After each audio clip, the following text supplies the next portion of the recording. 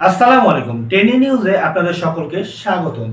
আগামী ২৪ ঘন্টার ভিতরে ইশরাককে ঢাকা দক্ষিণের মেয়র ঘোষণা না করলে কঠিন হুঁশিয়ারি দিয়েছেন তার আন্দোলনকারীরা।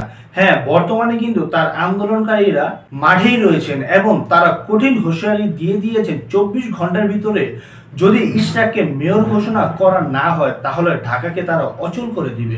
পরবর্তী নিউজটা হচ্ছে আজ সন্ধ্যায় ২৮টি জেলায় বাংলাদেশে ঘূর্ণিঝড় হতে পারে।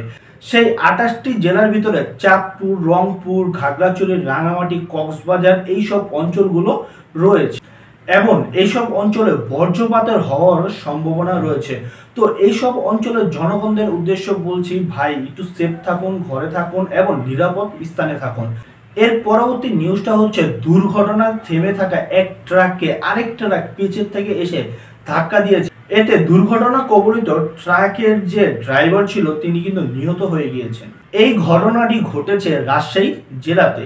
এই ছিল বর্তমান নিউজ। আগামী নিউজ পেতে অবশ্যই আমাদের চ্যানেলটাকে সাবস্ক্রাইব করে রাখবেন এবং ভিডিওটি ভালো লাগলে অবশ্যই একটা লাইক দিয়ে যাবেন।